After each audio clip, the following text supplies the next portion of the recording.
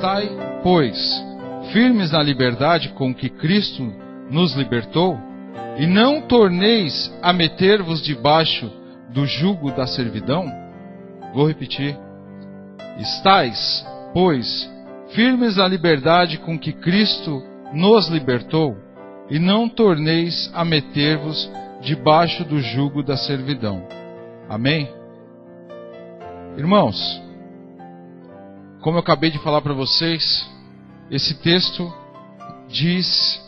ele fala sobre liberdade. A liberdade que o cristão tem, que muitas vezes ele não sabe utilizá-la.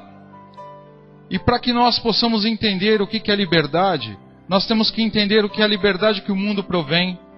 Nós temos que entender que é a liberdade que Cristo nos dá, que é a verdadeira liberdade. E nós também temos que entender o que é estar sob prisão, para nós entendermos o que é liberdade. Você só pode saber o que é liberdade se você já esteve preso. Se você já foi preso alguma vez, se você sofreu nas garras do diabo alguma vez na vida, que todos nós aqui sofremos, e só Cristo para libertar-nos, você sabe a diferença de uma coisa para outra. Mas o mundo não sabe. O mundo acha que os cristãos estão presos a uma fé, não digo superficial, mas uma fé de cunho fanático. Só que eles não entendem que quando nós conhecemos a Cristo, é impossível você não ter um fanatismo pelo amor que Ele nos deu. Irmãos, só entende isso quem já foi preso, quem já sentiu a dor da servidão e conhece a liberdade. Nós estávamos um dia, há uns 15, 20 dias atrás, estava eu, o Rodrigo e o Anderson, e nós fomos limpar umas cadeiras para o Rodrigo, e eu recebi uma mensagem de um pastor falando sobre esse assunto. E ele disse que tinha um irmãozinho da igreja que ele era o mais barulhento que estava lá. Até eu repassei para alguns irmãos. E alguns irmãos começaram a reclamar das atitudes dele. E o pastor resolveu agir. Só que a esposa do pastor disse assim: antes de você agir, faz uma visita para ele. E aí, esse pastor ele chegou, foi numa favela, perguntou o nome desse irmãozinho, indicaram que era um dos barracos que era do mais alto possível, difícil, o acesso mais difícil que tinha, e vai o pastor indo lá. Quando chega na porta, ele bate palma, o irmãozinho na hora que vê o pastor, ele fica feliz da vida. E começa a gritar: aleluia, glórias a Deus. Aí o pastor falou que já queria conversar com ele na porta. Ele falou: não, pastor, na minha casa tem doutrina. O senhor vai entrar e vai orar. E ele recebeu o pastor. E quando o pastor falou: olha, eu preciso falar algo com você. Pastor, na minha casa tem doutrina. Depois que entra, tem que conhecer a minha casa. E começou a conversar com o irmãozinho. O irmãozinho começou a contar a história dele. Que ele tinha sido preso. E uma pessoa disse: olha, lá na cadeia, que foi fazer um trabalho evangelístico lá, no meio das celas disse assim: olha, fulano de tal, e ele estava na última cela e estava deitado. Jesus já tomou a tua sentença pelas mãos. A tua liberdade está na mão dele. Só que você nunca tem que sair dos caminhos dele. E ele falou assim que o juiz que estava cuidando dos casos daquele presídio foi transferido. E veio um juiz que era crente. E o Espírito Santo, quando ele pegou o caso desse irmão, o Espírito Santo falou com ele: eu quero que você liberte ele. E chamou ele e disse: olha, Deus me disse que eu tenho que libertar você. E deu alvará. E ele foi embora. E ele virou para o pastor assim e falou: pastor, depois desse dia, eu decidi que nunca mais eu ia me desviar do caminho. Eu não ia fazer aquilo que o mundo me mandava. Eu não ia fazer aquilo que os homens querem. Mas eu quero fazer o que Jesus me manda. E outra, eu não consigo ficar num ambiente onde o nome de Jesus é pregado e eu não consigo me conter. Porque o nome do Senhor Jesus me contagia. Eu começo a pular, eu começo a profetizar, eu começo a louvar, eu começo a fazer. Eu tenho liberdade para fazer aquilo que eu preciso para poder entrar no trono do meu Senhor. Esse pastor, a única coisa que disse assim: Deus te abençoe. E se sentiu envergonhado. E na hora que ele estava indo embora, esse irmãozinho falou: pastor, na minha casa tem doutrina. Quem entra e ora, também tem que orar para sair. E o pastor orou e foi embora. E chegou na igreja e aconteceu uma situação onde que o irmãozinho estava lá e começou a ter a parte de louvor. E aquele irmãozinho começou a florar. E todo mundo olhando para o pastor e falando assim: e agora, o que você vai fazer? Ele falou: irmãos, ele levantou e disse: irmãos, Deus me mostrou algo que nunca tinha me mostrado aqui. Eu fui até na casa desse irmão, e ele falou assim: alguém aqui já foi na casa dele? Não. Alguém aqui já esteve com ele orando? Não. Alguém conhece a vida dele? O testemunho dele? Não. Nós temos muito que aprender. E falou para os obreiros: desçam todos. Depois que a gente aprender, a gente sobe de volta para o púlpito. Meus queridos, o que eu quero dizer com isso? Eu quero dizer o seguinte: você não precisa ser menino na fé e fazer aquilo que eu estou mandando aqui. O Espírito Santo, ele tem liberdade para agir no coração de cada um da forma que ele quer. Cada um sabe aonde está o seu limite e aonde pode chegar. Você, como cristão, todos aqui são cristãos, você sabe o porquê você está aqui essa noite. Ninguém te obrigou. Ninguém colocou na sua cabeça que você deveria estar aqui. Mas o Senhor Jesus, Ele te trouxe até esse lugar. Irmãos, como eu estava falando aqui, só sabe o valor da liberdade quem já esteve preso. O que é a prisão? Eu vou falar os paralelos até chegar no texto.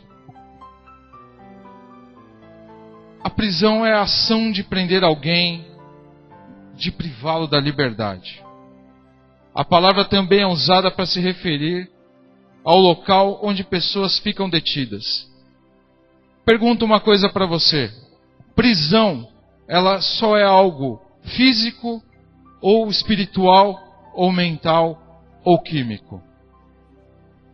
Você pode juntar tudo isso se você quiser. Porque tem pessoas que são libertas da prisão, mas a sua mente estão aprisionadas pelo diabo.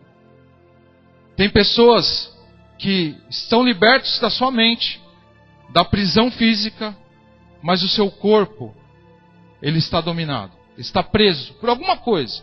Ele está preso. E você pode ter uma prisão na sua mente. Uma vez eu li um livro chamado Vícios, um banquete no túmulo. E o autor, ele trata o vício como se fosse idolatria. Isso quer dizer o quê?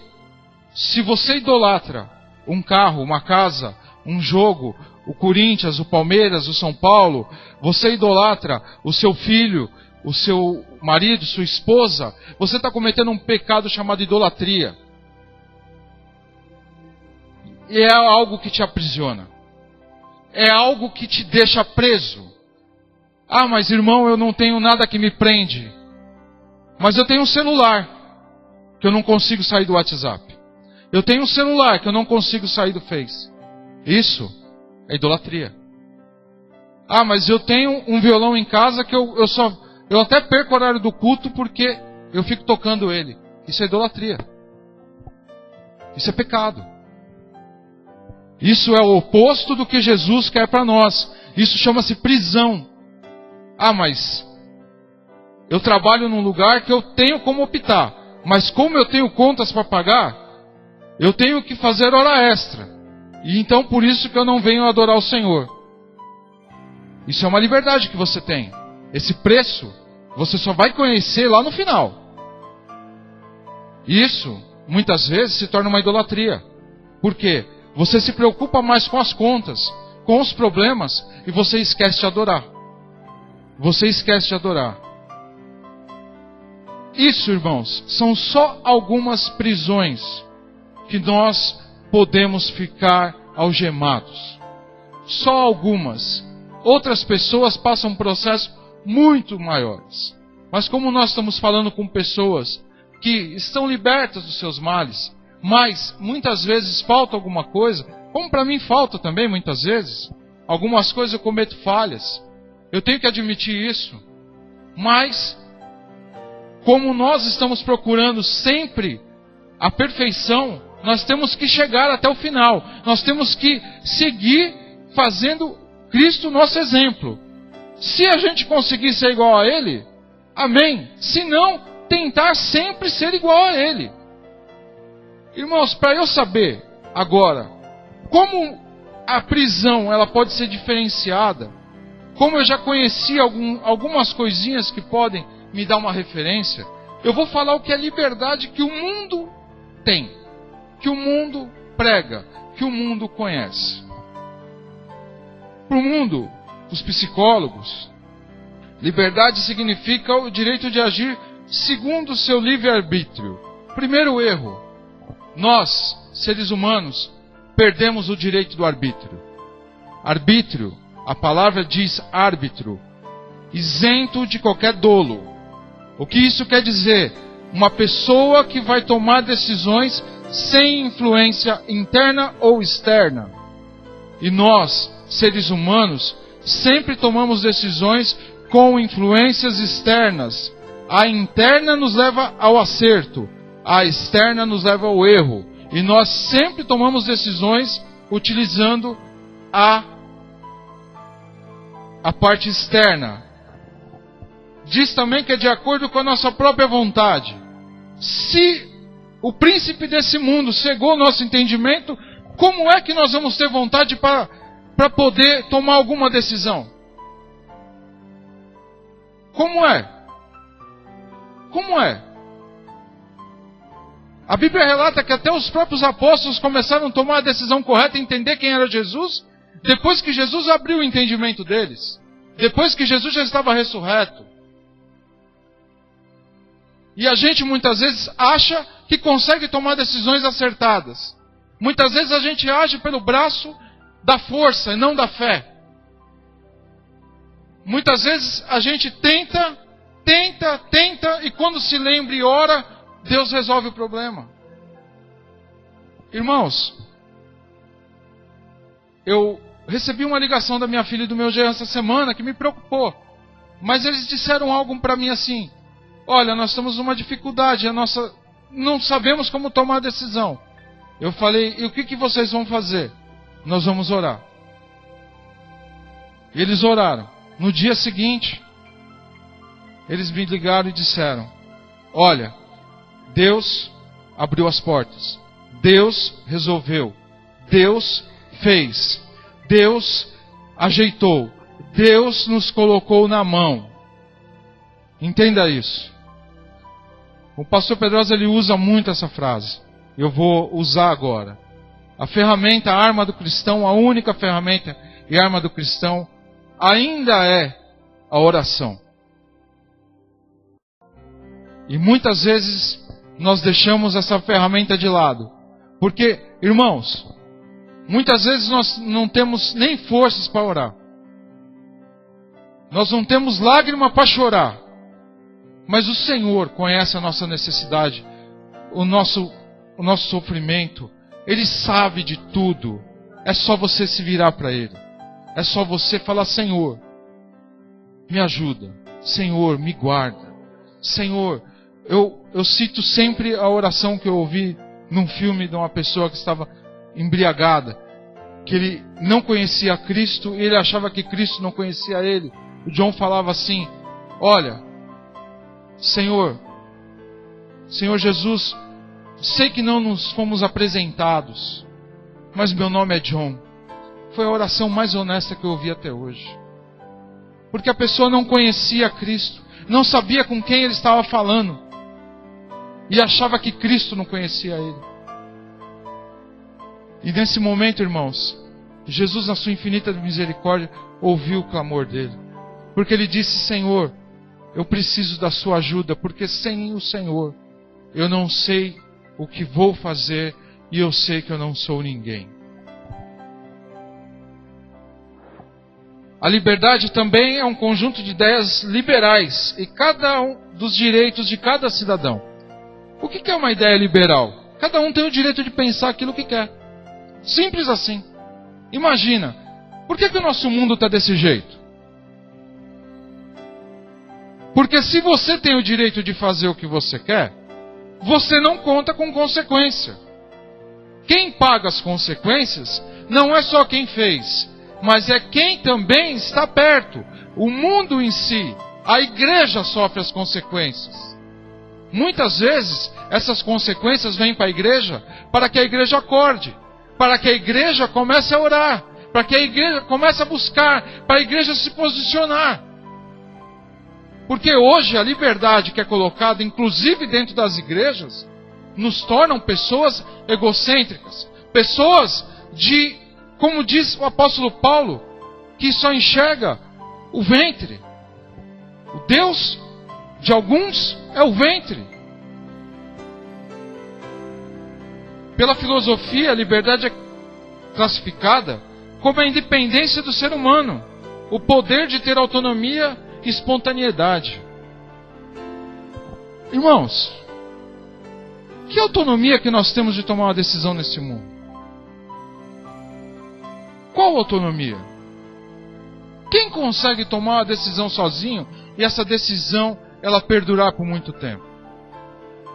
Ninguém consegue. Talvez os pensadores mais antigos conseguiam, porque eles influenciavam uma geração. Hoje, a internet influencia essa geração. A liberdade é dada por uma linha de telefone, ou um pacote de dados no celular, ou até mesmo um vídeo que você pode levar para sua casa. Hoje, as pessoas influenciadas, elas abrem a janela da sua casa e assistem novela. E as novelas que nós vemos hoje, o que se prega? Homossexualismo, perversidão, destruição da família. Nós somos bombardeados a todos os momentos e achamos que estamos livres. A liberdade é um conceito utópico, uma vez que é questionável se realmente os indivíduos têm a liberdade que dizem ter. Se com as mídias, ela realmente existe ou não. Olha, ainda nós temos que vigiar, porque o diabo, ele usa algo belo para influenciar as nossas vidas e achar que nós podemos ser livres e usufruir desse bem que nós muitas vezes temos perto de nós. Irmãos, liberdade também, ela pode estar associada ao meio jurídico, como eu disse para vocês. Ela pode ser condicional, quando o indivíduo que foi condenado, ele recebe o direito de cumprir parte ou toda a pena em liberdade. Liberdade provisória, o que é atribuído a um indivíduo de cunho temporário. Pode ser que ele pague uma fiança e é vedada logo depois e ele volta a ser preso. E agora eu pergunto uma coisa para vocês. O que as nossas igrejas no Brasil estão fazendo ou no mundo estão fazendo? Estão deixando os fiéis pagarem fiança para se libertar da mão do diabo. Achando que estão se libertando. Pessoas comprando a salvação, terreno no céu. Acha que isso é liberdade. Isso é algo bom. Isso é certo. Porque nós vivemos num mundo de servidão. E nós achamos que a liberdade que nós temos que ter em Cristo ela tem um preço que nós temos que pagar, mesmo depois de ele ter pago. Nós também temos outro tipo de liberdade, que é de expressão. Ela é garantida e a capacidade é dada a cada indivíduo que lhe permite expressar as suas opiniões, crenças, sem ser censurado. As únicas pessoas que têm o direito de ser censurados são os cristãos. Os demais podem falar o que quiser. É como eu falei para vocês outro dia desses aqui. Tem um deputado federal aí que acha porque a pessoa é afrodescendente, ele tem que ser macumbeiro. Não pode ser crente. Não pode escolher uma outra religião se ele quiser. Não, tem que ser macumbeiro. Se ele for crente, está errado. Então tem que rasgar a Bíblia e tem que mudar os versículos.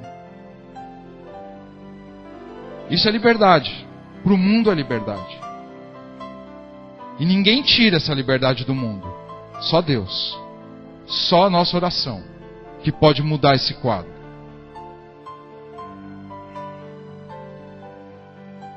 A liberdade pode consistir na personificação de ideologias liberais.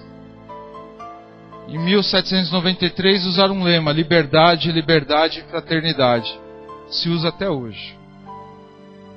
Também pode ser essa liberdade, ela é utilizada nos sistemas políticos, inclusive da atualidade. Nós vemos aqui as manifestações da Paulista, o pessoal vestido de vermelho. Eles não lutam por um ideal comum, eles lutam por uma causa própria. É diferente da igreja, que luta para a libertação de um país, do mundo, para que todos possam usufruir do bem que Jesus deu para a igreja, que deu para nós todos, que a sua graça, que é comum, que ela faz chover sobre o justo e o injusto, venha chover sobre nós e frutificar a nossa fé. Ela também pode vir no âmbito da música. Várias obras foram dedicadas ou inspiradas pelo conceito de liberdade. Um exemplo é nosso hino da proclamação da República, que é escrito por Medeiros de Albuquerque, que é liberdade, liberdade, abre as asas sobre nós. Irmãos, isso são alguns conceitos. Vou fazer um paralelo agora entre a liberdade e a ética, para vocês se aprofundarem um pouquinho mais.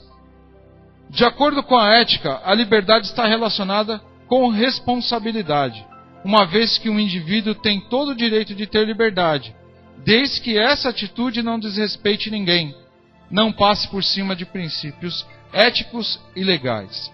Pergunto para vocês, querer rasgar nossa Bíblia Sagrada é direito ético e legal? Querer nos forçar a ter uma religião única por causa de uma cor, por causa de uma cidadania, por causa de uma cultura, é legal e ético? É legal e ético, irmãos? Não é. Nunca será. O próprio Deus diz que Ele abomina a balança enganosa. Ele abomina. Veja, se você tem o direito de fazer o que você quer, você tem que saber que você vai pagar por isso. Eu acabei de falar para os irmãos que a vida inteira eu me alimentei do jeito que eu quis. Só que agora a médica falou para mim: olha, chegou a tua vez. Se você não fizer, vai ter um preço pior para você pagar. Sempre uma ação gera uma reação. Sempre. A lei da semeadura. Você só pode colher aonde você plantou, e você só pode colher aquilo que você plantou. Você plantou coisa ruim, você vai receber coisa ruim. Se você plantou coisa boa, vai vir coisa boa. Se você plantou unidade, vai vir unidade. Se você plantou divisão, vai vir divisão. Nós também temos a liberdade na filosofia. Segundo a filosofia, a liberdade é o conjunto de direitos de cada um, seja ele considerado isolado ou em grupo.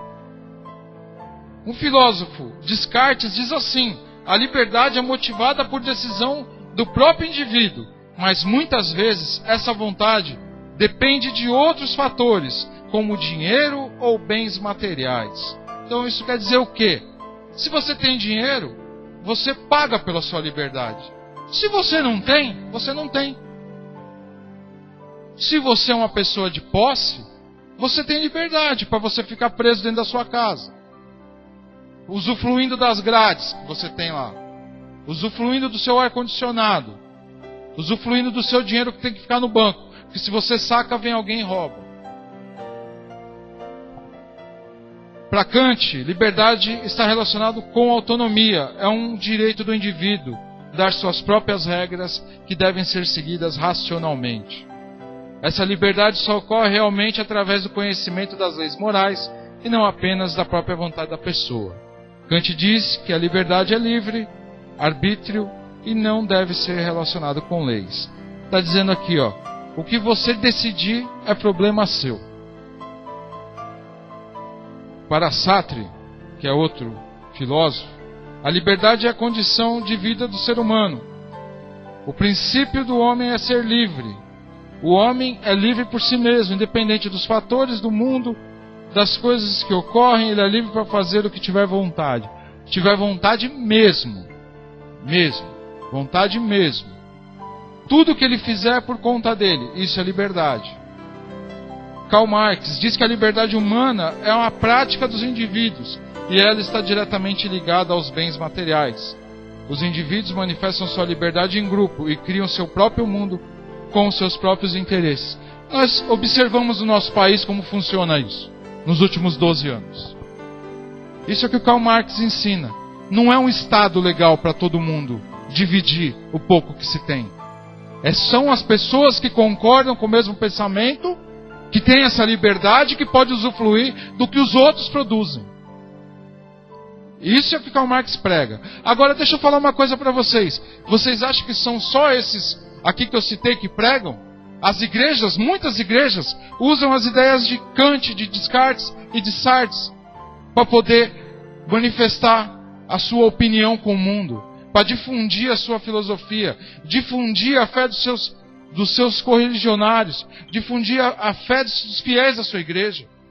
As pessoas usam isso e não a Bíblia Sagrada para pregar. Essa é a diferença da igreja com o mundo. Só que a igreja, ela está migrando para o mundo, usando essas ferramentas. E nós não podemos migrar para esse mundo. Irmãos, o dicionário Michaelis diz assim, que a liberdade, ela provém de uma palavra do latim late libertate, estado de pessoa livre, isenta de restrição externa ou coação física ou moral. Nós vimos que a pessoa que é livre, e eu vou tratar disso aqui depois, que tipo de atitude que ela pode tomar sozinha? A pessoa que se acha livre toma sempre as decisões erradas, porque a influência é sempre externa, não interna. Em segundo lugar, diz que poder de exercer livremente a sua vontade. Em terceiro lugar, independência, autonomia, liberdade de pensamento, direito que cada um tem de manifestar suas opiniões.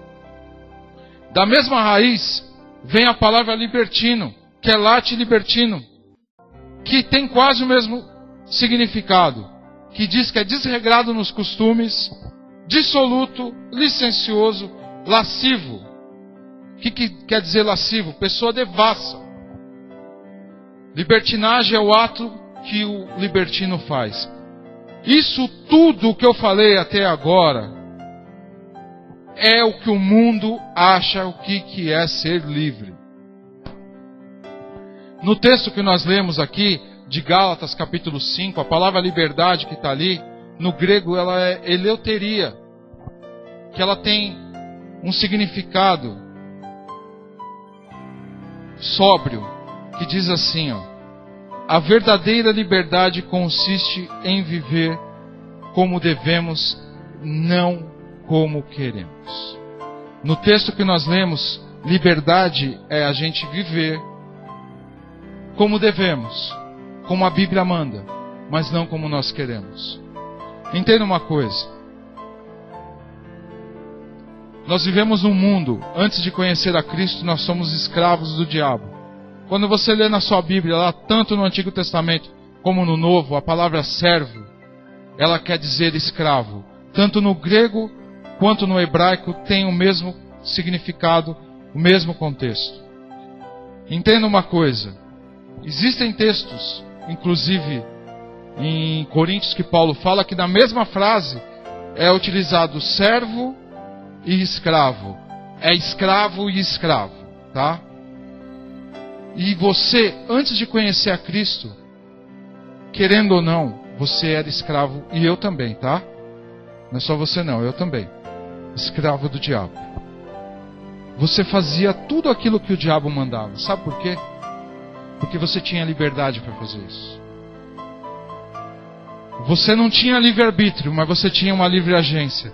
Que você toma uma decisão, e essa decisão, ela se transforma naquilo que você quer. Mas você paga por isso. Por exemplo, a minha mãe, por muitos anos, ela trabalhou no centro de Umbanda. Recebia guias. Até hoje, ela tem dificuldade para poder lidar com isso. Até hoje. O Espírito Santo habita dentro dela? Habita. O Espírito Santo fez uma renovação nela? Fez. Mas você acha que esses demônios que giravam em volta dela, que estavam com ela, deixam ela quieta? Quando ela mudou para o interior, que ela foi para o sítio, ela falava assim, ela recebia um Exu lá e falava que era a rainha das matas, virgens. E ela falava que ela escutava, cantando que nem passarinho lá. Uma vez, uma preta velha que ela recebia, ela olhou para mim assim, ela manifestou e falou para mim assim: ô Zifio, eu não sou capeta não. Eu falei: sai em nome de Jesus. Caiu na hora. Não é capeta não? Que tipo de liberdade que o diabo dá para você? Ou deu para você? Que tipo de vida que nós colocamos antes de Cristo e nós colocamos depois de Cristo, e ainda a gente tem coragem de fazer que nem o povo de Israel, de olhar para trás, olhar para o Egito e falar: poxa, mas lá tinha cenoura, tinha cebola, tinha carne, tinha isso, tinha aquilo, e nós vamos morrer aqui. E hoje você está dentro da igreja, você tem acesso direto ao dono do universo, ao Rei dos Reis, e muitas vezes a gente acha que está no lugar errado. Muitas vezes nós não queremos pagar o preço de estar ao lado dele, mesmo sabendo que é o lado melhor da história. Irmãos, como eu disse para vocês, Romanos 8:21 diz assim: na esperança de que também a própria criação será libertada do cativeiro da corrupção, para a liberdade da glória dos filhos de Deus. Meus queridos, vamos colocar na cabeça uma coisa: o que adianta a gente ganhar o mundo inteiro? É que eu brinquei com meu pai esses dias, ele falou assim: mas você não vai transferir o carro para o teu nome? Eu falei: fica sossegado, que se o Senhor partir para a glória, fica para mim de qualquer jeito. Mas se cair na minha mão, não tem como colocar dentro do caixão, não cabe. O que eu vou fazer? O que eu vou fazer com o dinheiro que eu ganho nesse mundo? Eu vendo meu irmão passando dificuldade, eu não ajudo com nada. Irmãos, eu fui na minha médica esses dias, eu fiquei chocado com o que eu ouvi. Eu fiquei chocado, a Marilda ficou chocada, nós saímos do consultório chorando. Porque, irmãos, a minha filha está nos Estados Unidos, meu genro está lá e meu neto está lá. Eu vendo a minha casa para poder vê-los. Eu entregaria meus carros para poder estar com eles agora.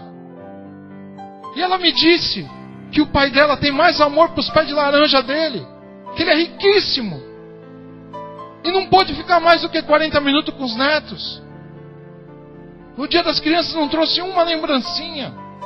Parece que estava atrapalhando a vida dele. Meus queridos, que tipo de liberdade é essa que nós queremos?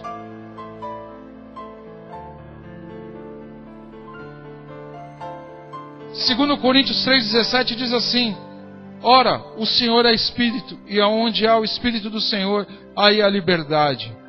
Irmãos, nós temos que tomar muito cuidado com esse versículo, que ele é utilizado de forma errada. Sabe por quê? Porque as pessoas acham que ter liberdade no Espírito é ficar no reteté fazendo meninice. A unção do Homem-Aranha lá, pastor, colocaram outro nome. Colocaram agora do pau de sebo. Então quer dizer, que tipo de liberdade é essa? que você entra numa igreja, você não tem nada condizendo com a Bíblia, ainda se pendura numa pilastra. E é a ação do Espírito. Aí você olha, daí você continua vendo o vídeo lá. Aí você vê uma pessoa nitidamente se manifestando no banco da igreja. E o pessoal acha que é o Espírito Santo de Deus agindo. Onde há o Espírito de Deus, há liberdade, mas tem que ter discernimento. Tem que ter ordem. O culto tem que ser racional. As vidas têm que estar de acordo com o altar de Cristo.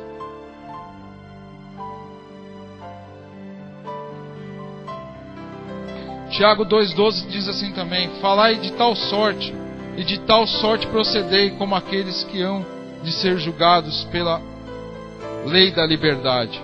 Entenda uma coisa: quer fazer a unção do pau de sebo? Fica à vontade. Quer manifestar? Fica à vontade. Mas você vai dar conta daquilo que você está fazendo. Jesus um dia vai cobrar. Como Paulo estava orientando esses irmãos na igreja da Galácia. Ele estava orientando esses irmãos porque esses irmãos estavam voltando a antigas doutrinas que eles utilizavam no judaísmo. Paulo pregou o evangelho da graça.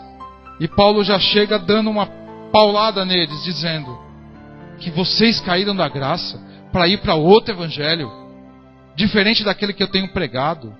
Paulo começa a discorrer dizendo: olha, vocês deram ouvido a apóstolos, vocês deram ouvidos a enviados, e ainda estão me julgando, dizendo que a doutrina que eu tenho ensinado, que eu recebi do Senhor Jesus, está errada.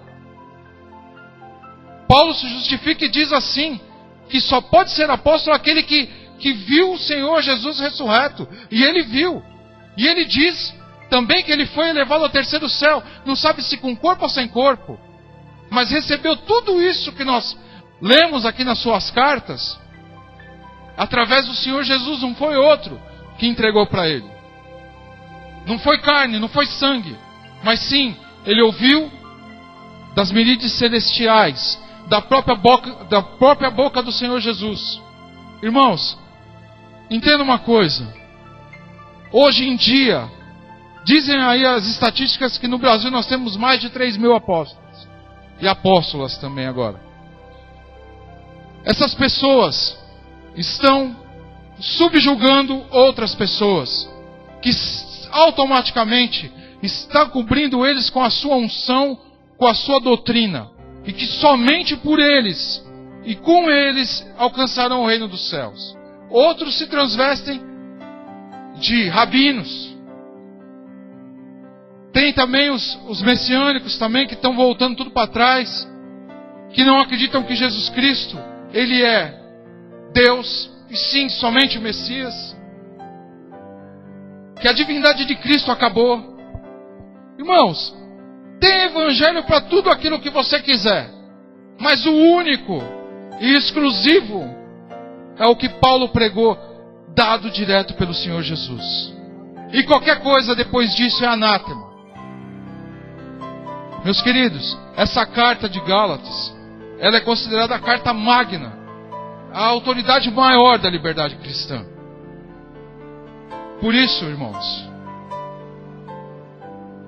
tudo isso que eu falei até agora foi uma breve introdução. Que o tempo vai estar passando também, eu vou mais rápido aqui. Eu quero trabalhar um tema rápido aqui. Liberdade é a aplicação do Evangelho da graça. Liberdade é a aplicação do Evangelho da graça. Entendemos uma coisa aqui para iniciar essa conversa.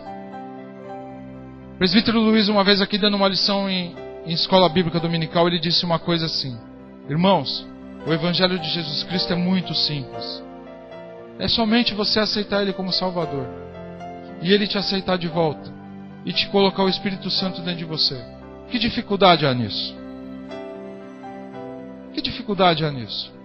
Para o mundo, muita, porque é muito pouca coisa. Para mim, quando me converti, muito pouca coisa. Porque eu estava acostumado a fazer N rituais. O que essas pessoas voltaram a falar? Olha, esse Jesus que Paulo prega aí, ele realmente é o Messias. Só que é o seguinte, se vocês não guardarem o sábado, a lua nova, as festas, fazer os ritos judaicos, o sábado, e também se circuncidar, vocês não vão para o céu. Então quer dizer, quem não está salvando mais é Jesus. Jesus salva, mas tem que colocar uma cartilha junto. Somente isso. Então, irmãos, quando vocês chegarem num lugar onde que as pessoas começarem a pregar que a salvação é através de Jesus e tem uma cartilha junta, corre. Corre. Porque nesse lugar o Espírito de Deus, ele não está. Não está.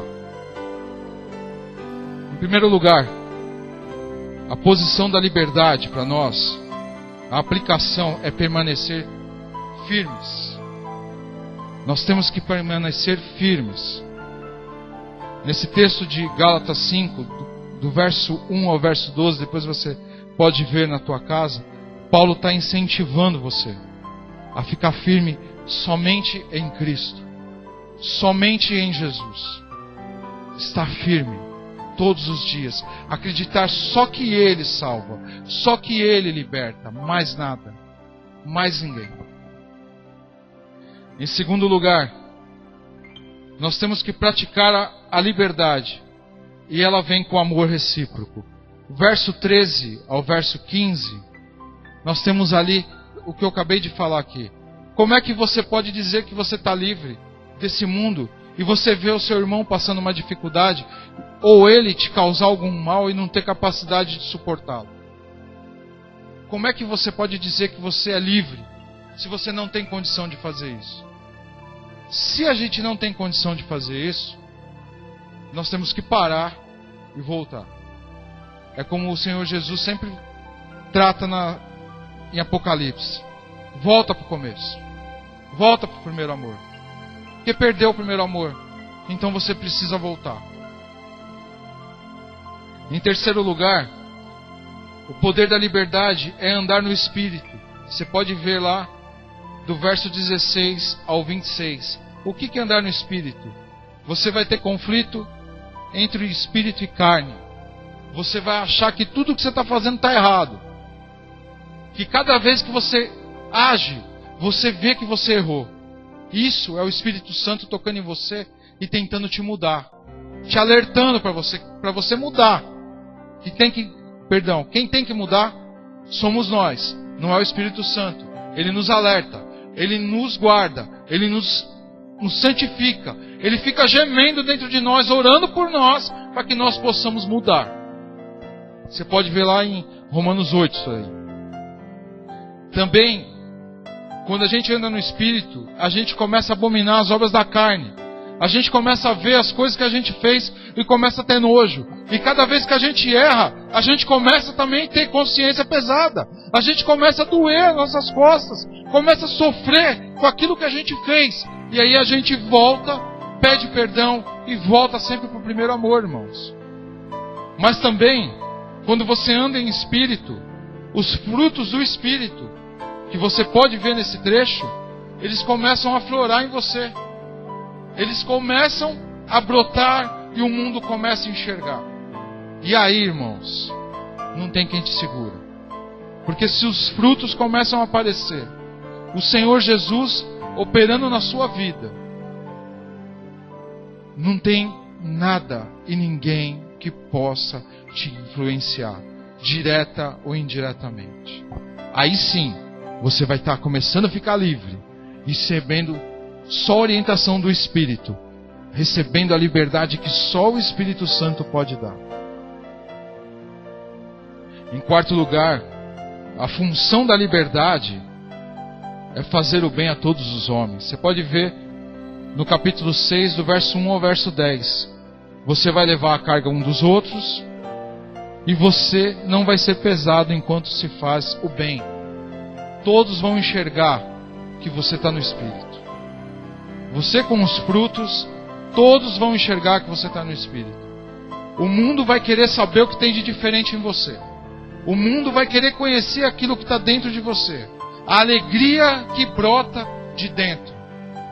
Eu já citei aqui um dia, meu irmão Edson, lá da onde eu trabalho, nosso irmão Edson, perdão, vocês não conhecem, ele falava para mim assim: eu queria saber por que os crentes tinham um sorriso na boca e eu não tinha. Eu não sabia o que era ser alegre. Eu achava que felicidade era bater minha bola no final de semana, tomar meu negocinho no final de semana, estar com a minha família ali, fazer um churrasquinho, os amigos e tal. Só que, irmãos, ele disse para mim que quando ele descobriu que liberdade em Cristo transformou a vida dele, ele descobriu o que é felicidade. Você pode descobrir o que é felicidade se você está passando um processo. É somente em Cristo. É com a unção do Espírito Santo e mais nada. Irmãos, mesmo tendo liberdade, temos responsabilidade. Já falei isso N vezes. Eu vou fazer uma pergunta para vocês, vocês respondam para vocês mesmos. Temos liberdade para tomar decisão? Você tem liberdade para tomar decisão? Tem liberdade? Você tem liberdade. Só que se você tomar a decisão errada, pelo qual Deus não te orientou, você tem um preço a pagar. Se você toma uma decisão com o direcionamento do Senhor, esse preço, ele se transforma em bênção, em alegria, em paz, em gozo.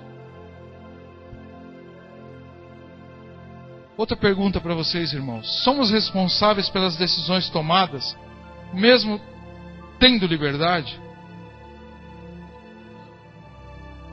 Você hoje tomou uma decisão muito simples, para o mundo, muito difícil. Você saiu da sua casa e veio para a igreja. Você veio louvar ao Senhor. Você tomou uma decisão, você teve liberdade. E foi a mais acertada possível. Quantos no mundo têm condição de tomar essa decisão e preferem não tomá-la? Quantas pessoas estão pagando por ter tomado a decisão errada? Quantas pessoas estão sofrendo duras penas de ter saído dos caminhos do Senhor? Nós saímos aqui de vez em quando para evangelizar, nós vemos isso. 97% das pessoas que nós evangelizamos são cristãos. Foram cristãos. Caíram da graça, desviaram do caminho, não importa a nomenclatura que é utilizada, mas não estão nos caminhos do Senhor.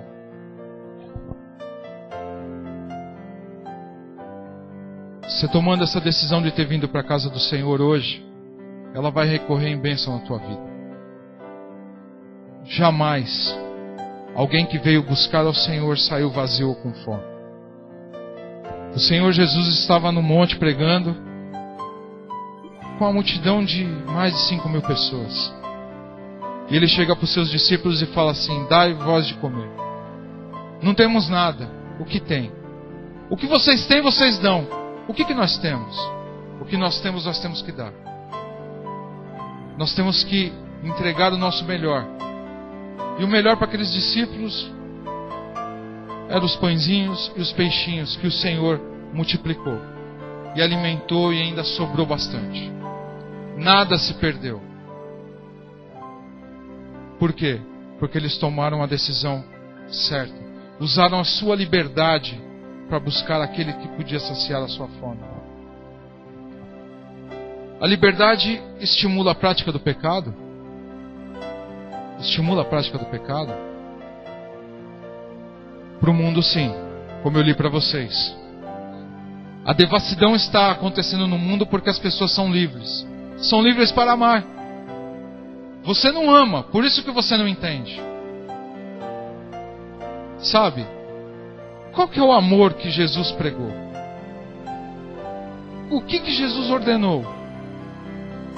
Amai-vos uns aos outros. O apóstolo João, até no final da sua carreira, alguns relatos dizem que ele já não estava andando mais e falando muito pouco. E a única coisa que ele falava assim: irmãos, amem uns aos outros. Se vocês fizerem isso, o reino do céu já está garantido. Porque, irmãos, Só pode amar quem conhece a Deus. E só quem ama é quem tem Deus dentro dele. Gálatas 4:30, 31 diz assim: mas o que diz a Escritura? Mande embora a escrava e o seu filho, porque a filha da escrava jamais será herdeiro como o filho da livre. Portanto, irmãos, não somos filhos da escrava, mas da livre. Nós já fomos escravos, filhos dos escravos. Já fomos escravos de Satanás. Nós somos escravos de Cristo hoje. Só que Cristo chegou ao ponto de nos conhecer de tal maneira, de nos amar de tal forma, que Ele disse assim: não te chamo mais de servos, ou não te chamo mais de escravo, mas te chamo de meus amigos. Só pode ser amigo de Cristo também, como João 14 diz, é aquele que faz aquilo que Ele manda. Para encerrar, irmãos, Filipenses 4:8 diz assim: finalmente, irmãos, tudo o que for verdadeiro, tudo o que for nobre, tudo o que for correto, tudo o que for puro, tudo o que for amável, tudo o que for de boa fama, se houver algo de excelente ou digno de louvor, pense nessas coisas. Você só pode ser livre se você pensar nessas coisas. Você só pode estar livre se você pensar nisso. Havia um escravo na casa de Filemão. Você pode ler isso daí na carta de Paulo para Filemão. Chamava-se Onésimo. Ele fugiu da casa do seu senhor, levando até umas economias, roubou o seu senhor e foi para Roma, que era a metrópole da época. Tinha 1 milhão de habitantes e 90% eram escravos. E ele, como era escravo, ele falou: é fácil de eu me esconder nesse local. Irmãos, quando você tem a marca, quando você tem um preço a pagar pelo amor de Cristo, você pode se esconder no meio de uma multidão, mas o Senhor te acha. E uma hora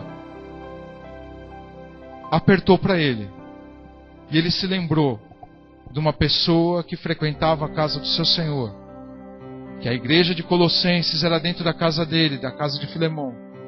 Ele lembrou do apóstolo Paulo, que estava preso em Roma, e foi à busca de Paulo, e o serviu durante todo aquele tempo, e aprendeu do Senhor com o apóstolo Paulo. O apóstolo Paulo escreve a carta para Filemão dizendo assim: ele era inútil, mas agora ele é muito útil. Ele diz ainda mais: recebe-o como se fosse o meu coração. E ele diz mais assim: se algo ele te defraudou, põe na minha conta, porque algo mais excelente eu te dei. Paulo tinha apresentado a salvação para Filemão. E era muito mais do que qualquer quantia em dinheiro.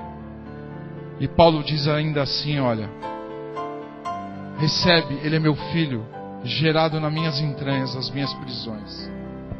E se você abrir a sua Bíblia lá no livro de Colossenses, no capítulo 4, verso 8 e 9, você vai ver lá que eles chegam a Colossos, e quem chega para entregar a carta junto com os discípulos de Paulo é Onésimo. Recebido não mais como escravo, mas como ministro da casa do Senhor. Você, hoje, pode deixar, você está me ouvindo? Ou nós todos que estamos aqui, nós podemos deixar de ser escravos e ser participantes do corpo de Cristo, ser ministros na casa do Senhor, ser obreiros valorosos, vasos de honra, não ocupando um lugar de honra, mas sim o local que o Senhor tem dado para cada um participar do seu corpo. Pela manhã nós participamos do corpo do Senhor, e quando o pastor ele orou para minha vida, da vida da minha esposa, que hoje, dia 6 de novembro de 2016, nós completamos 17 anos de casamento, ele citou o texto de João 2, das bodas de Caná. E semana passada, na casa dos meus pais, eles completavam 50 anos e eu preguei esse texto. E o mais interessante que eu acho nesse texto não é que Jesus fez transformar água em vinho, mas ele pegou as talhas onde os judeus se purificavam, que davam a liberdade para eles poderem entrar no culto ou na festa. e pediu para que colocassem água. Os funcionários do noivo tiveram a liberdade de falar não, mas ouviram a mãe de Jesus dizer: fazei tudo aquilo que ele mandar. E eles fizeram. Jesus transformou aquela água em vinho. E se você transportar isso para a Santa Ceia do Senhor, é o cálice na aliança no sangue do Senhor, que purifica de todo o pecado. E Ele colocou dentro das talhas da purificação, para dizer que o sangue dele purifica-nos, nos liberta de todo o pecado deste mundo. Só Ele, por Ele e para Ele, nós somos livres, hoje e todo sempre. Amém, irmãos. Glória seja dada ao nome do Senhor. Glória seja dada ao nome do Senhor. Deus abençoe.